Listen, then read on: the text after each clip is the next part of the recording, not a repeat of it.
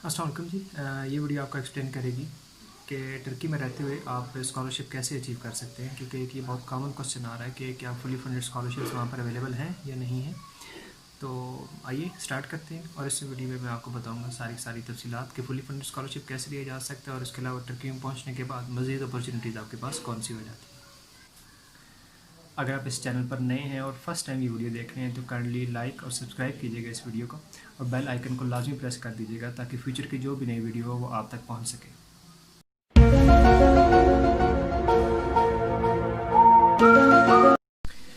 Okay जी। सबसे पहली opportunity fully funded scholarship.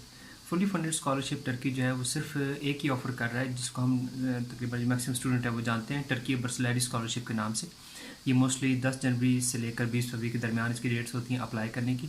But keep it in mind कि ये इस साल जब आया था तो 5000 टोटल नंबर ऑफ़ स्कॉलरशिप्स थे पूरी दुनिया के लिए और 1 लाख से ऊपर एप्लीकेंट्स हैं। अभी उसका प्रोसेस जो है वो चल रहा है जिस टाइम ये वीडियो रिकॉर्ड हो रही है। उसमें आपको सब कुछ मतलब फ्री होता है और साथ आपको स्टाइपेंड भी दिए जाते हैं, लेकिन उसमें फिर आगे मुल्क का कोटा है, हर कंट्री का अपना कोटा है, फिर उसमें बैचलर्स मास्टर्स और पीएचडी के सेपरेट कोटाज होते हैं।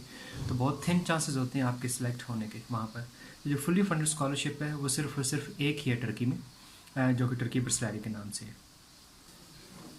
अच्छा जी, अब नेक्स्ट हम ये देखते हैं कि अब टर्की बर्सलैरी में आपने अप्लाई किया या फिर आप ये देखते हैं कि उसमें थिन चांसेस आप अप्लाई ही नहीं करते, तो नेक्स्ट क्या अपॉर्चुनिटीज़ हैं अगर आप टर्की में चले जाते हैं।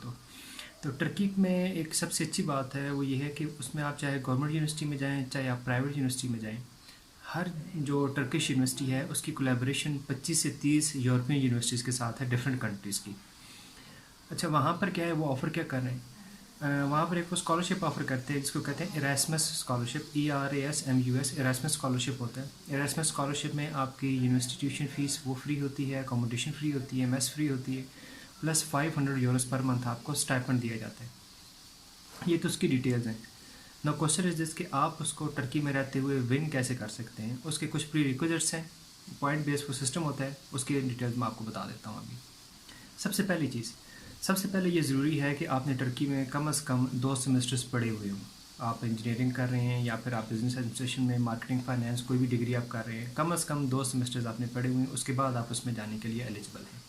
अच्छा, आप अप्लाई करते हैं तो उनका एक टेस्ट होता है।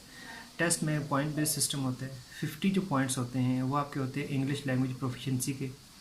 वो जो भी इंटरनेशनल स्टूडेंट है उनकी टर्किश से बेहतर होती है, क्योंकि टर्किश जो होते हैं वो जो वहाँ के हैं लोकल्स, उन्होंने पीएचडी तक सारा टर्किश में ही पढ़ना है, उनका मीडियम इंस्ट्रक्शन सिर्फ है ही टर्किश, तो उन लोगों को इंग्लिश नहीं आती होती। जबकि जो भी इंटरनेशनल स्टूडेंट्स हैं और स्पेसिफिकली हम पाकिस्तानी, हमारे तक मैट्रिक तक अगर किसी ने उर्दू में पढ़ा तो पढ़ा, मैट्रिक के बाद तो सबका है ही मीडियम इंस्ट्रक्शन इंग्लिश, तो इंग्लिश इनकी बेहतर होती है। 50 पॉइंट्स उसके होते हैं।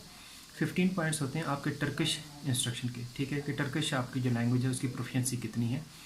अब जो बंदा एक पूरा साल वहाँ पर रहा है और उसने वहाँ जाकर अगर टर्किश लैंग्वेज कोर्स भी किया है गवर्नमेंट यूनिवर्सिटी में जाने के लिए, तो वो जो 15 पॉइंट्स है उसमें से चले 15 नहीं लेगा, लेकिन 8 to 10 तो वो ले ही लेगा।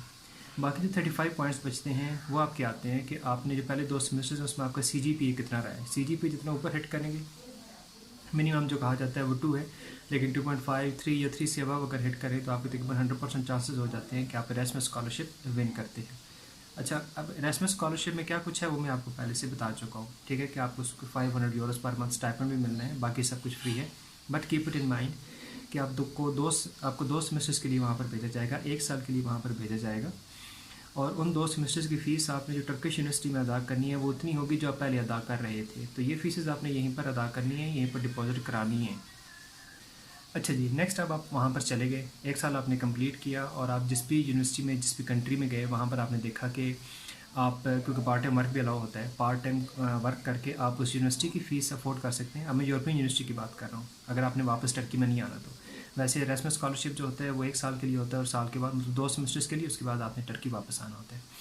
अच्छा, 2 सेमेस्टर्स के बाद, साल के बाद आपने देखा कि उस यूनिवर्सिटी की जो फीसेस है प्लस आपकी जो लिविंग है वो आप खुद से अफोर्ड कर सकते हैं पार्ट टाइम वर्क करके, तो या फिर कुछ घर से मंगवा कर कुछ पार्ट टाइम वर्क के वो चीज़ें आप अफोर्ड कर सकते हैं। तो आप जो टर्किश यूनिवर्सिटी होगी जिसमें आप, जिसके थ्रू आप गए होंगे, आप यहाँ पर रिक्वेस्ट करेंगे ट्रांसफ़र के लिए, तो ये यूनिवर्सिटी, इसको कोई एतराज़ नहीं होता, ये आपको ट्रांसफ़र दे देती है।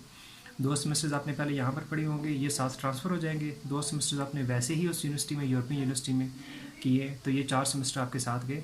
5th सेमेस्टर से अब आपने उस यूरोपियन यूनिवर्सिटी की जो फ़ीस है वो आपने देनी होगी।